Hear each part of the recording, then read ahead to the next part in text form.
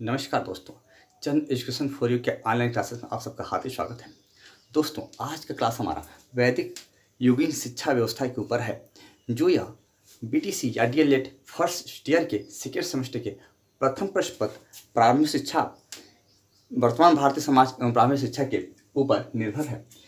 अंतर्गत ये वैदिक युगीन शिक्षा व्यवस्था आती है। देखिए, वैदिक युगीन शिक्षा व्यवस्था के बारे में जानने के पहले कुछ ऐसी दो चार बातों को जानने जो जेन्युइन होती हैं।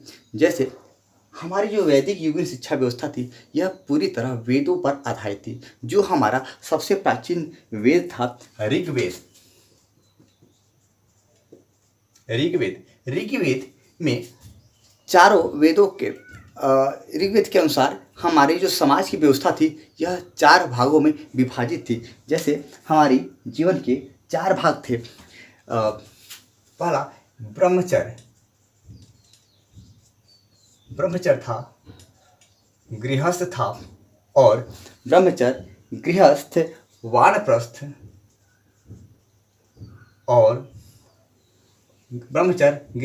वानप्रस्थ और संन्यास आश्रम। ठीक, ये 0 से 25 वर्ष था, ये 25 से 50 वर्ष था, ये 50 से 75 और ये 75 से 100 वर्ष था। 100 वर्ष में मनुष्य की आयु मानी गई थी और यह ब्रह्मचर्य, गृहस्थ, वानप्रस्थ, संन्यास आश्रम को चार भागों में बांटा गया था। उसी से अनुसार हमारे जीवन के चार आधार थे, जो ब्रह्मचर्य, गृहस्थ, वानप्रस्थ और संन्यास के द्वारा हमारे चारों आधार की पूर्ति होती थी, जो धर्म, अर्थ, काम और मोक्ष। मतलब जो हमारे आधार थे, कितने थे? 4। धर्म, अर्थ, काम, मोक्ष। इन चारों आधार पर मनुष्य मोक्ष की प्राप्ति कर रहा है। इन धर्म, अर्थ और काम के द्वारा मनुष्य मोक्ष की प्राप्ति करना चाहता। क्योंकि वैदिक युगीन शिक्षा की का यही ज्ञान ही था कि ज्ञान और आत्मा तथा ब्रह्म की खोज, मतलब ब्रह्म की खोज करना ही वैदिक युगीन शिक्षा थी। तो वैदिक युगीन शिक्षा में ब्रह्म की खोज करना बताया गया था, जो ब्रह्मचर्य, गृहस्थ, वानप्रस्थ, संन्यास आश्रम के द्वारा पूर्ण होती थी। उसके बाद दोस्तों देखेंगे कि जो शिक्षा थी उसमें संकुचित अर्थ था और व्यापक अर्थ दोनों था। क्योंकि इस समय जो शिक्षा थी वो हम पहले वीडियो में बता चुके हैं कि शिक्षा के कितने भाग थे, शिक्षा का क्या अर्थ था। कई अर्थ थे शिक्षा के, लेकिन हमारी जो वैदिक कालीन सभ्यता थी उस समय शिक्षा दो बातों पर निर्भर करती थी। एक तो संकुचित थी, ठीक है, और दूसरा थी व्यापक। मतलब दोनों यह शिक्षा थी। तो संकुचित और व्यापक दोनों रूपों में शिक्षा दी जाती थी। मतलब कि मनुष्य का सर्वांगीण विकास करने से का उद्देश्य था शिक्षा का, ताकि मनुष्य का विकास पूरी तरह हो जाए। तो इस तरह से वैदिक युगीन शिक्षा की यह व्यवस्था थी। अब देखते हैं कि वैदिक युगीन शिक्षा की जो प्रारंभिक शिक्षा थी वो कैसे होती है। देखिए दोस्त स्टूडेंट्स, देखिए प्रारंभिक शिक्षा की बात आती है तो प्रारंभिक शिक्षा की शुरुआत 5 वर्ष की अवस्था में होती थी। जो प्रवेश की व्यवस्था थी 5 वर्ष थी। क्योंकि 5 वर्ष की अवस्था में बालकों के पास जो हमारी समाज की वर्ण व्यवस्था थी, ब्राह्मण, क्षत्रिय, वैश्य, शूद्र, उन सब की समाज के द्वारा 5 वर्ष की अवस्था के बाद चूड़ाकर्म संस्कार अथवा विद्यारंभ संस्कार होता था, जिसके हो जाने के बाद परिवार में ही बच्चों की शिक्षा दीक्षा प्रारंभ हो जाती थी। उन्हें मंत्रों का उच्चारण करना सिखाया जाता था, शब्दों का उच्चारण करना सिखाया था, शब्द का ज्ञान करना सिखाया जाता था, ताकि बाद में जब वो गुरुकुल में या आश्रम में जाए, गुरु के आश्रम में जाए, तो उन्हें कुछ कठिनाई न हो। इसलिए सारे संस्कार जो परिवार के द्वारा दी जाती थी वो 5 वर्ष की अवस्था के बाद चूड़ाकर्म संस्कार या विद्यारंभ संस्कार होने के बाद बच्चे को प्रदान कर दी जाती थी। उसके बाद जो पाठ्यक्रम होता था, तो प्रारंभिक शिक्षा में पाठ्यक्रम वही होता था जो परिवार के द्वारा उन्हें नैतिक शिक्षा दी जाती थी, नैतिक मूल्यों की शिक्षा दी जाती थी, और वैदिक मंत्रों का उच्चारण करना और शब्द ज्ञान इत्यादि का उन्हें उच्चारण करना, पहचानना, वे सब उन्हें सिखाया जाता था। ये हमारी प्रारंभिक शिक्षा थी जो चूड़ाकर्म संस्कार के बाद होती थी। अब देखिए दोस्तों, उच्च शिक्षा में क्या होता था। उच्च शिक्षा की जो व्यवस्था थी वो प्रवेश प्रक्रिया क्या थी। प्रवेश प्रक्रिया विद्यारंभ उपनयन संस्कार के द्वारा होती थी। जो प्रवेश प्रक्रिया यहाँ पर थी, उपनयन संस्कार। ठीक है, उपनयन का अर्थ होता है गुरु के समीप जाना। मतलब उपनयन के द्वारा ही बालक गुरु के समीप जाता था, गुरु से दीक्षा लेने आता था, शिक्षा लेने आता था। वो अपने घर का परित्याग करके गुरु के पास, गुरु के आश्रम में जाता था। वहाँ पर रहना होता था, वहाँ पर गुरु के अनुसार खाना पीना होता था, गुरु के अनुसार सारी व्यवस्था होती थी और गुरु की सेवा करना होता था। क्योंकि वहाँ पे गुरु और शिष्य का जो संबंध था एकदम पिता और पुत्र की तरह संबंध था।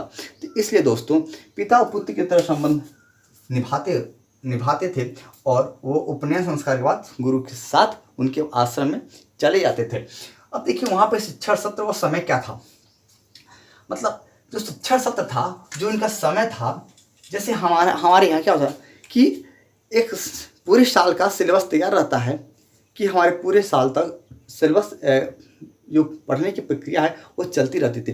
लेकिन यहाँ पे क्या है, उपनयन संस्कार शिक्षा सत्र समय के बाद 4.5 या 5 महीने की शिक्षा होती थी। जो हिंदी में जो महीने हैं उनके अनुसार श्रावण मास की पूर्णिमा को उपाकर्म समारोह होता था। उपाकर्म समारोह होने के बाद उन बालकों की शिक्षा प्रारंभ हो जाती थी। गुरुकुल में उपाकर्म समारोह होता था और शिक्षा वहाँ से उस दिन से शिक्षा प्रारंभ मान ली जाती थी। और पौष मास की पूर्णिमा को छंद मास उत्सर्जन समारोह होता था।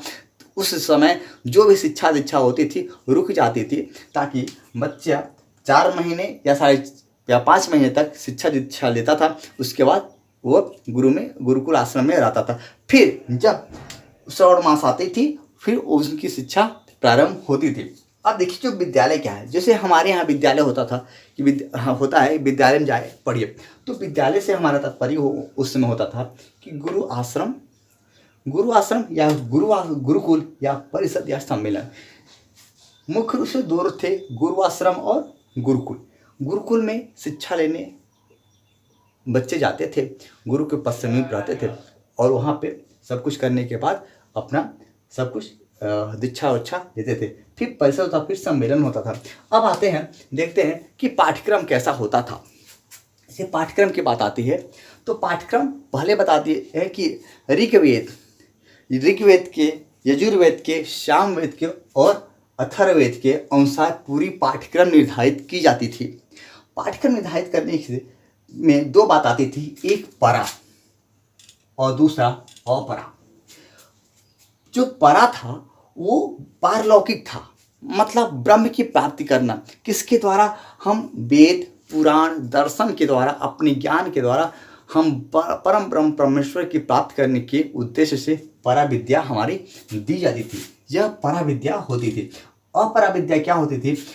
अपरा विद्या बौद्धिक होती थी और सामाजिक होती थी। कि हम समाज में जब रहने जाएंगे, ब्रह्मचर्य के आश्रम से निकलने के बाद जब हम गृहस्थ आश्रम में प्रवेश करेंगे तो हमारा क्या होगा? हमारा समाज से सामना होगा।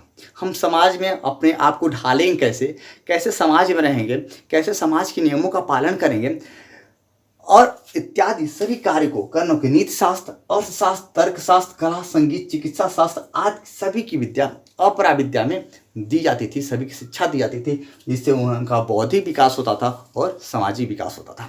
ठीक है, तो परा विद्या में हम ब्रह्म की प्राप्त करने के लिए पारलौकिक विद्या का हम विद्या ग्रहण करते थे और अपरा विद्या में बौद्धिक और सामाजिक नियमों का पालन करने के लिए, उसमें समायोजन करने के लिए हम नीति शास्त्र, अर्थशास्त्र, तर्कशास्त्र, कला, संगीत, चिकित्सा शास्त्र आदि की व्यवस्था की विद्या हम प्राप्त करते थे। अब देखिए आते हैं कि हमारी जो शिक्षण विधियाँ थी वो क्या थी। देखिए दोस्तों, मुख्य रूप से गुरुकुल में जाने के बाद वहाँ पे 3 विधियाँ मुख्य रूप थी। एक श्रवण था, एक मनन था और एक निधिध्यासन था।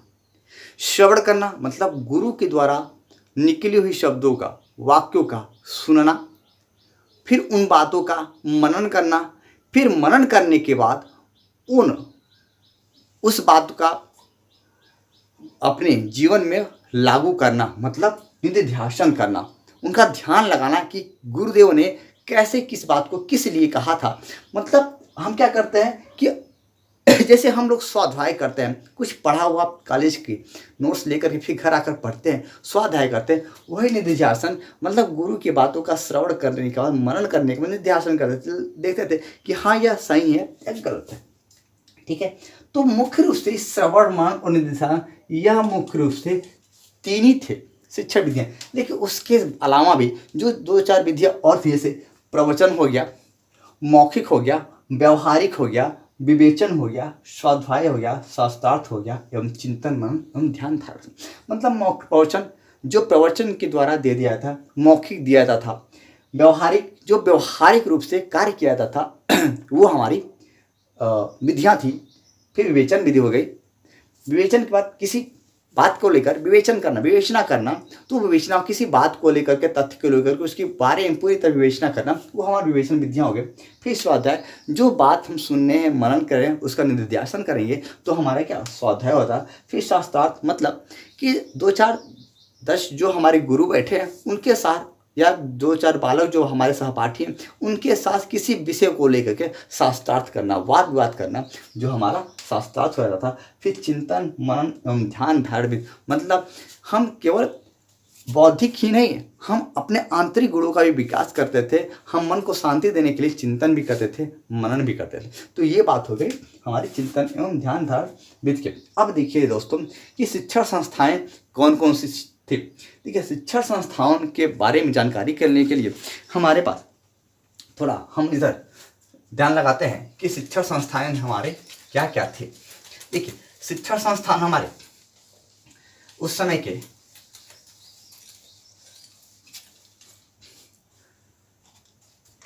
निम्न प्रकार से थे। देखिए, पहले थे टोल था, फिर चरण, घटिका, विद्यापीठ,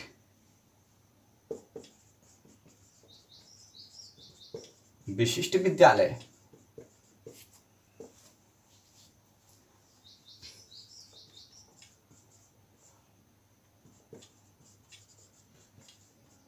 मंदिर विद्यालय और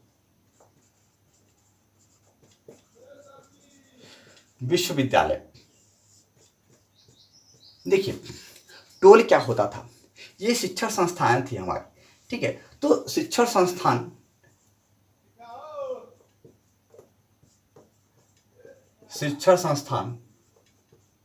देख रहे हैं। टोल में यह होता था कि हमें संस्कृत की शिक्षा दी जाती थी, टोल में संस्कृत की शिक्षा दी जाती थी और इसमें सिर्फ और सिर्फ एक शिक्षक नियुक्त होता था टोल में शिक्षा देने के लिए, संस्कृत की शिक्षा। क्योंकि उस समय की जो पढ़ाने की मूल रूप से जो भाषा थी वो हमारी संस्कृत थी, इसीलिए संस्कृत की शिक्षा एक शिक्षक हमेशा पढ़ाता था।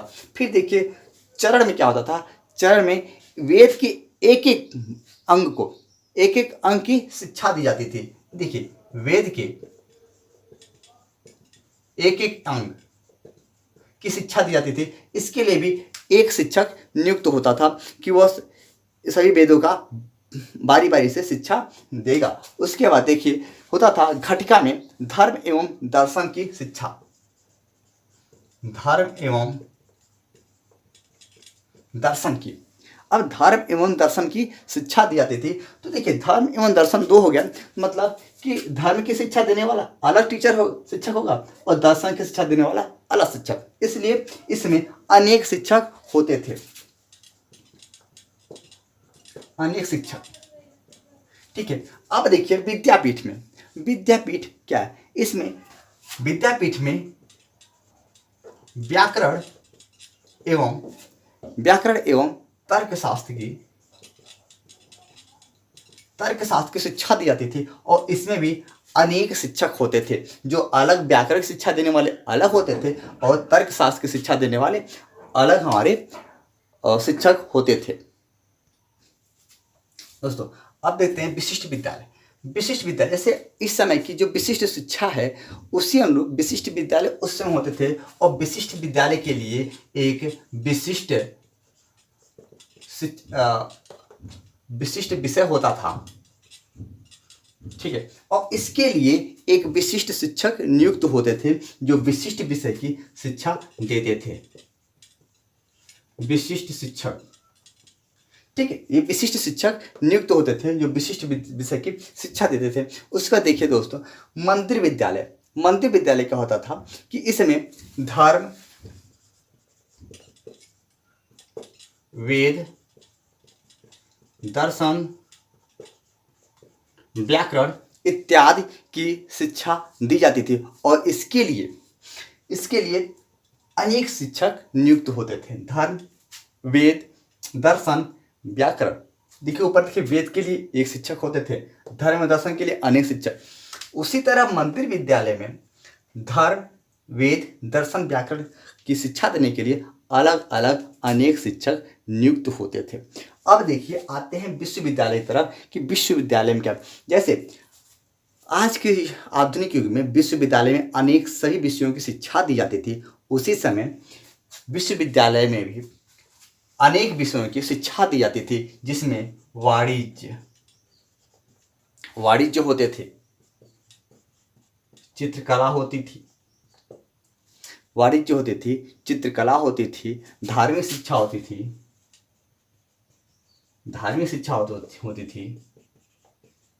चिकित्सा शास्त्र की शिक्षा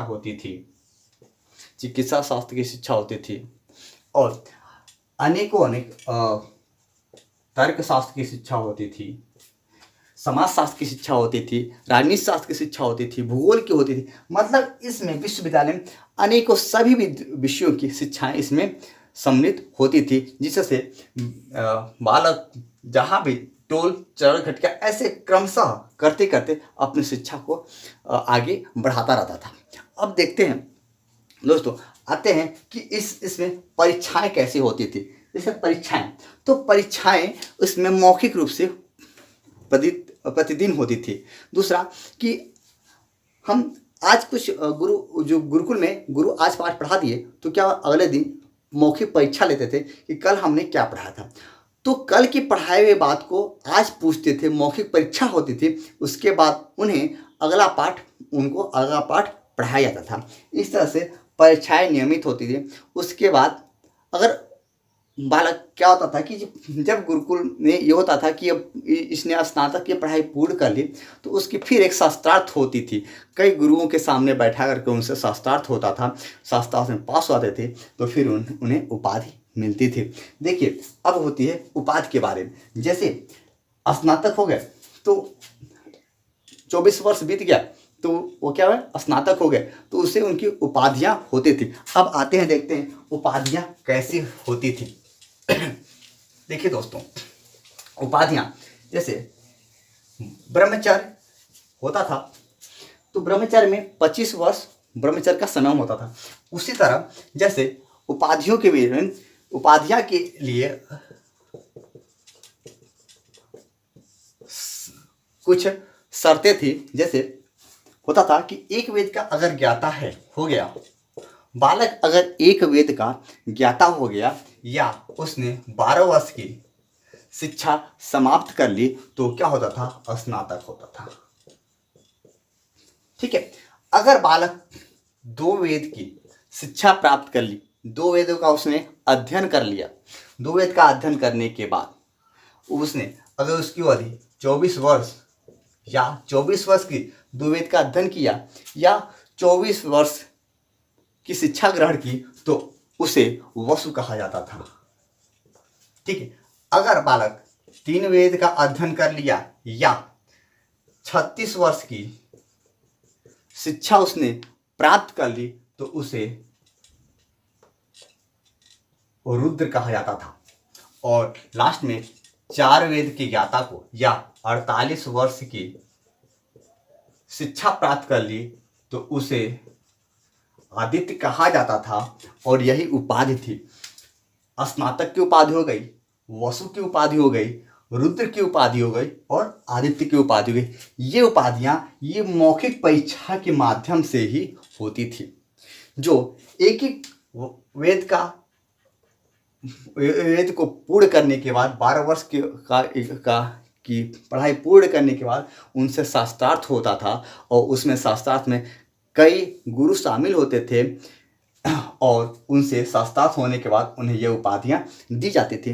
दोस्तों अब थोड़ा देख लेंगे कि उपाधियाँ तो हो गई, उस समय गुरु और शिष्य के संबंध के बारे में कि शुरू में बता दिए थे कि उस समय गुरुकुल में गुरु और शिष्य का संबंध पिता और पुत्र की तरह था।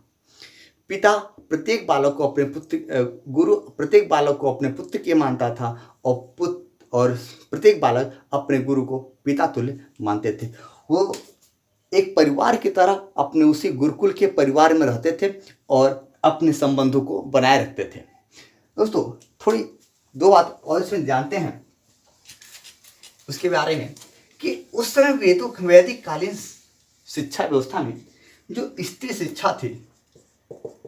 शिक्षा वह पूर्ण रूप से स्वतंत्र थी। मतलब प्रत्येक स्त्री को शिक्षा प्राप्त करने की स्वतंत्रता थी।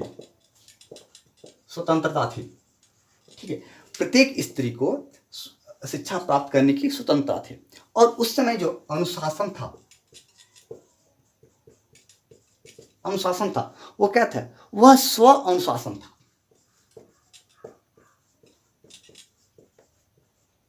स्व अनुशासन मतलब स्व अनुशासन के द्वारा ही बालक के ऊपर नियंत्रण रखा जाता था। वैसे तो सर्वे सर्वा गुरुकुल का या गुरु आश्रम का गुरु हुआ करता था, लेकिन बालकों में स्व अनुशासन की प्रवृत्ति दी जाती थी, उनकी शिक्षा दी जाती थी कि आप स्व अनुशासन करेंगे, अनुशासन स्व रहेगा तो आपके लिए अच्छा रहेगा। बालक अपने स्व अनुशासन के द्वारा ही गुरुकुल में अपने संबंधों को बनाए रखता था और अनुशासन के से उसके बालक को स्व अनुशासन होता था। और अगर कोई बालक को दंड भी आता था तो उसे आत्मग्लानि होती थी। मतलब किसी सब्जेक्ट के ऊपर, किसी विषय के ऊपर, किसी बात के ऊपर अगर दंड दिया जाता था तो उसे कहा था कि यह अपना आत्मग्लानि करेगा। ठीक है, तो आज की शिक्षा यहीं तक थी।